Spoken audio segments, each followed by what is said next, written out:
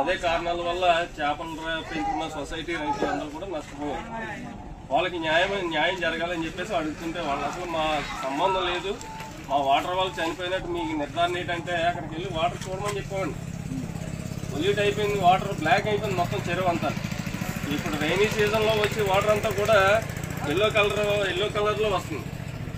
ఆ వాటర్ అందులో కలిసినా సరే ఆ వాటర్ ఇప్పుడు వెళ్ళిన వాటర్ వర్షం వల్ల వెళ్ళి కలిసిన వాటర్ కూడా అందులోకి వెళ్ళి బ్లాక్ గానే కనపడుతుంది, కానీ ఎక్కడ కూడా కలుషితం లేకుండా ఏది లేదు.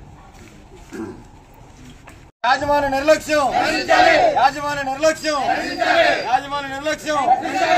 బాధితుల కుటుంబానికి న్యాయం జరగాలి, బాధితుల కుటుంబానికి న్యాయం జరగాలి, బాధితుల కుటుంబానికి న్యాయం జరగాలి, బాధితుల కుటుంబానికి న్యాయం జరగాలి. We want Justice, we want justice, we want justice, we want justice, we want justice, we want justice, we want justice. చిన్నగారు అని చెప్పేసి ఒక ఆయన పెద్ద మనిషి కింద పెట్టి మళ్ళీ వాటర్ రాకుండా మేము చూసుకుంటామండి, మేము లోపల ఏదో దాన్ని కంటైనర్లో దేంట్లోనో మేము చేసుకుంటామని చెప్పేసి చెప్పడం జరిగింది. అదే విధంగా మా రైతులు కూడా ఫోన్లే అని చెప్పేసి వదిలేశారండి. ఈ రోజుని ఇంచుమించు మొత్తం ఎంతది 1,00,000 ఏదవుతుంది రైతేడి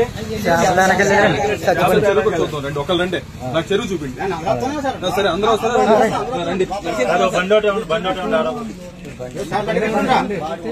బండి మీద వెళ్తాను.